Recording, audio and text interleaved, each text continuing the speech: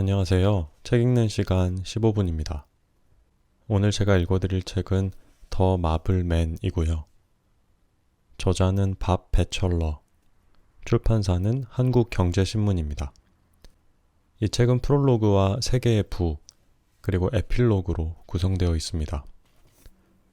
프롤로그의 제목은 판타스틱 마블의 시작, 1부의 제목은 타고난 이야기꾼, 만화가가 되다, 2부의 제목은 홀대받던 만화를 현대 신화로, 3부의 제목은 역경을 이겨내고 전설이 되다, 에필로그의 제목은 위대한 스탠 더맨 리입니다. 각 부는 다시 여러 개의 장으로 나뉘어지는데요. 프롤로그부터 읽어드리도록 하겠습니다. 프롤로그, 판타스틱 마블의 시작. 스탠, 히어로들 좀 많이 만들어. 장사가 될 것 같아. 타임리 코믹스의 출판인 마틴 굿맨이 편집자 스탠 리를 닥달했다. 유행의 냄새를 맡으면 굿맨은 망설이지 않았다. 전국에 있는 꼬마들의 동전을 죄다 긁어모아 금전 등록기에 쓸어 담을 생각에 그의 눈이 반짝였다. 그 동전들은 결국 굿맨의 주머니 속으로 굴러 들어올 것이다. 그는 금고를 때리는 동전 소리를 진짜로 들을 수 있었다. 굿맨이 지닌 돈에 대한 감각은 신성한 영감이나 행운의 예감 따위에서 오는 게 아니었다. 훨씬 더 현실적인 사업가로서 그는 그런 식으로 일하지 않았다. 대신 슈퍼맨과 배트맨, 원더우먼의 고향이자 타임리 코믹스의 주요 경쟁사인 DC 코믹스의 유통부서를 운영하게 된 동료 기업가들과 골프를 치면서 빠른 속도로 판매되고 있는 새로운 만화책들에 대해 그들이 자랑처럼 늘어놓는 정보를 귀담아 들었다. 특히 연말에 단행본으로 출시될 새로운 슈퍼히어로 팀에 대한 이야기가 시작되자 그들은 말을 멈출 수가 없었다. 경쟁 정보를 조금이라도 흘려듣지 않으려고 노력하는 굿맨은 이 소식을 덥석 붙잡았다. 그리고 사무실로 돌아와 DC 코믹스와 대결할 새로운 슈퍼히어로 팀을 만들어야 한다며 스탠의 귀에다 대고 꾀꾀거렸다. 그것도 지금 당장. 하지만 굿맨은 자신과 오래 일해온 편집자가 좌절감과 절망으로 심리적 증상에 시달리고 있다는 사실을 모르고 있었다. 스탠은 만화계에서 일하는 것을 더 이상 견딜 수가 없었다. 그는 굿맨이 평범하게 제공해주는 고정 수입을 안정적으로 벌 수 있음에도 20년 경력을 던져버리고 싶은 마음 때문에 치열하게 갈등하는 중이었다. 말도 안 되는 걸 쓰고 있어요. 쓰레기를 쓰고 있다고. 그만두고 싶어요. 스탠이 아내 조앤에게 털어놓았다. 그렇게 오랜 시간을 일했는데 갈 곳이 아무 데도 없어요. 정말 다 큰 성인이 일하기에 안 좋은 직업이에요. 스탠이 어른이 된 뒤 몇십 년 동안 만들어온 다양한 작품들은 유치한 동물 이야기부터 전쟁, 로맨스물에 이르기까지 성인들 대부분이 업신여기는 만화책이었다. 그는 초기 슈퍼히어로 작품 시절 조 사이먼과 잭 커비와 함께 일했지만 두 사람은 인기 때문에 그만둬 버렸다. 빡빡한 마감 일정 때문에 지속적으로 몰려드는 폭풍 같은 압력과 동료 기업가들에게서 소식을 물어오는 굿맨식의 경영 철학을 감당하기가 너무 버거워졌다. 스탠은 뭔가 다른 일에 뛰어들고 싶었다. 뭐든지 만화책만 아니면 됐다. 그는 메디슨가에 있는 사무실에서 힘든 하루를 보내고 나서 침울하고 기운 없는 상태로 롱아일랜드에 있는 집으로 돌아왔다. 스트레스와 얼마쯤 심한 불안감에 사로잡혀 있던 그는 대체 가능한 직업에 대해 이래저래 생각해 보았지만 도무지 어느 길로 가야 할지 확신할 수 없었다. 가족을 먹여 살리지 못하면 어떻게 하지? 무얼 해야 할까? 그는 조앤에게 굿맨이 내린 급박한 지시사항을 들려주고 조언을 구했다. 어차피 그만둘 거라면 당신이 쓰고 싶은 방식대로 책을 써보는 건 어때요? 그동안 해보고 싶었던 걸 하는 거예요. 조앤이 덧붙였다. 최악의 상황은 해고당하는 거고 당신도 어쨌든 그만두고 싶은 거잖아요. 스탠은 필생의 작업을 시작도 못하고 있었다. 그가 몸담은 직장 생활은 이미 20년 넘게 이어지고 있었다. 그 결과 아버지의 오랜 실업 상태로 어려움을 겪었던 어린 시절과는 달리 스탠은 롱아일랜드에 좋은 집도 구했고 생활비도 전혀 부족하지 않았다. 공포심과 우울함은 최고의 동기 요인이 될 만했다. 스탠은 아내의 사려 깊은 이야기를 귀담아 들었다.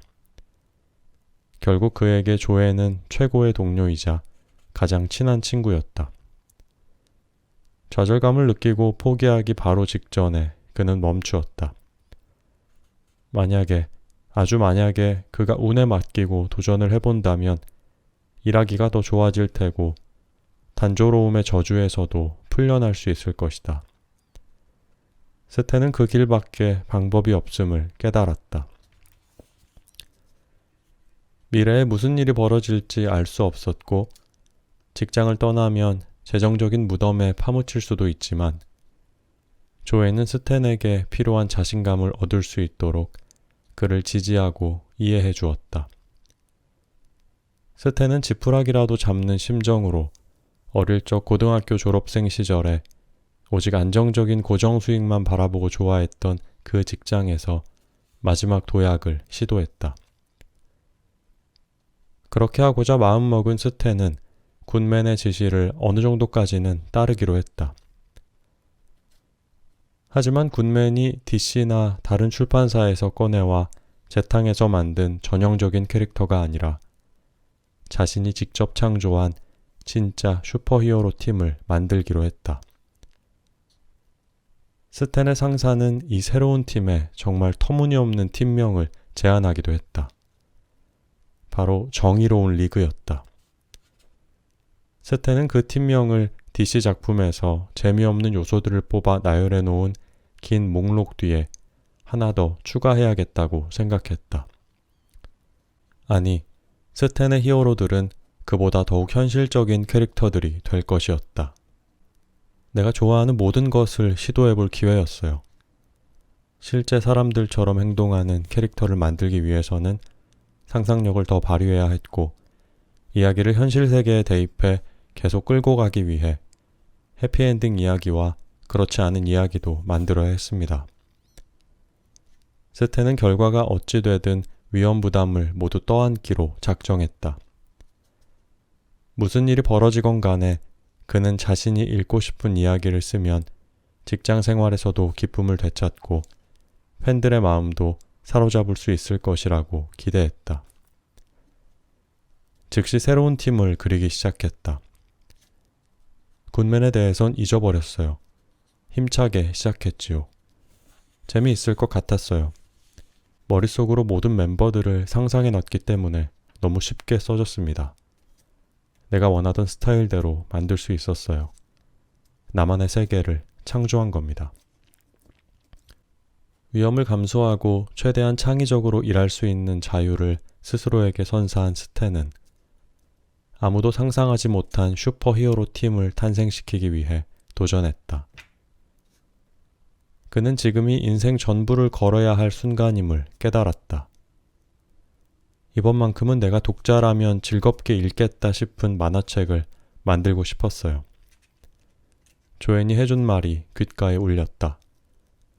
더 깊이 있고 실질적인 내용을 담은 이야기를 구상하면 진짜 사람처럼 이야기하는 재미있는 성격을 가진 캐릭터들을 만들어낼 수 있을 거예요.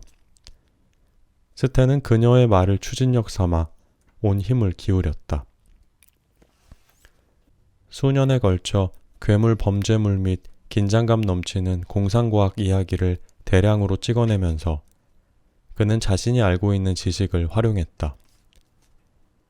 새로운 슈퍼히어로 팀의 이야기 속에는 공상과학이나 유명한 B급 영화뿐 아니라 우주 탐사선과 핵무기를 두고 소련과 냉전 상태에 놓인 현실까지 대중문화 전반에 걸친 다양한 요소들을 집어넣고 싶었다. 스탠이 전통적인 슈퍼히어로의 뒤통수를 때린 첫 번째 캐릭터는 팀의 리더 리드 리처드였다. 리드 리처드를 근육이 발달하고 심하게 잘생긴 우주비행사로 그리는 대신 조금 마른 데다 자신의 지적 능력을 보여주길 좋아하는 명석한 두뇌의 과학자로 만들었다. 다음으로 여자 주인공이 필요했다. 그녀는 남자친구가 지구를 구하고 돌아올 때까지 앉아서 기다리고만 있는 전형적인 여자 캐릭터에서 벗어났다. 수 스톰은 정식 팀 멤버였으며 마스크를 쓴 히어로를 바라보며 그저 야위어가는 여자가 아니었다. 사실 스탠은 이렇게 생각했다. 나는 정체를 숨기지 않는 슈퍼히어로 시리즈를 만들겠다고 다짐했습니다. 그는 만일 자신이 히어로라면 세상에 그 사실을 알리고 싶어 했을 것이라고 말했다. 절대 비밀을 끝까지 지키지 못했을 거예요. 나는 심각하게 자랑하길 좋아하는 사람이니까요. 메인 캐릭터 둘이 완성되자 스탠은 한 번 더 전형적인 장르에서 벗어나 보자고 다짐했다. 팀 멤버들끼리 균형 있게 농담을 주고받으려면 2명의 캐릭터가 더 필요했다. 그래서 한 멤버는 성질이 불같은 10대 소년으로 정했다. 만화에서 10대들은 언제나 보조 역할만 맡아왔지만 여기서는 달랐다. 스탠은 수 스톰의 남동생 조니 스톰을 만들어 그에게 혼자 힘으로도 싸울 수 있으며 핵심 멤버가 되기에 충분한 불을 다루는 능력을 초능력으로 부여했다. 마지막으로 근육질 멤버가 필요했다. 스탠은 저돌적이고 몸을 밀어붙이는 강인한 히어로 벤 그림을 데려왔다. 두뇌와 육체의 대결을 표현하기 위해 벤 그림 옆에 똑똑한 과학자 리더 리드 리처드를 나란히 배치했다. 그는 긴장감을 불러일으키는 시나리오를 통해 독자들로 하여금 두 캐릭터를 비교하고 심지어는 각 캐릭터를 편들고 옹호하게 만들었다. 종이 위에 뭔가를 끼적거리다가 급하게 휘갈겨 쓴 걸 다시 지우기도 하고 이야기와 캐릭터 아이디어 위에 줄을 긋고 고민하기를 반복하고 또 반복하면서 스탠은 이 이야기가 어린이와 젊은 독자들을 위한 전형적인 만화책과 달리 액션으로만 진행되지는 않을 것이라고 생각하게 되었다. 대신 스탠은 현실 속 가족이나 직장 동료들처럼 팀 멤버들 사이의 관계에 초점을 맞추었다.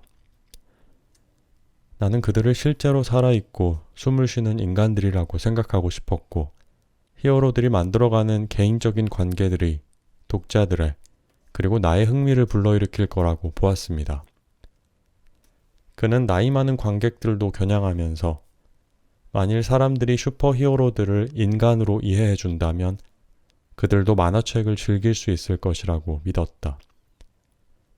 물론 텔레비전과 영화들이 분명히 10대들과 사회 초년생 관객들에게 초점을 맞추고 있었으므로 스탠은 그들도 목표로 삼았다. 이제 모든 멤버들이 초능력을 갖게 될 방법이 필요했다. 스탠은 한 번 더 핵무기를 둘러싼 냉전의 긴장 상태에 대해 생각해 보았다. 원자폭탄으로 전멸될 수도 있다는 공포가 대중을 사로잡았고 그 공포는 각종 이야기와 영화 속에서 내용을 새롭게 전환하는 중심 요소로 이용되었다. 스탠의 슈퍼히어로 팀은 실험용 우주선을 타고 우주로 날아갔다. 그리고 지구로 귀환하는 도중 사고를 당해 우주 방사선에 노출되면서 초능력을 얻게 되었지만 죽을지도 모른다는 공포도 함께 느꼈다. 그러나 얼마 지나지 않아 그들은 인류 평화를 위해 서로 힘을 합쳐야 한다는 사실을 깨달았다.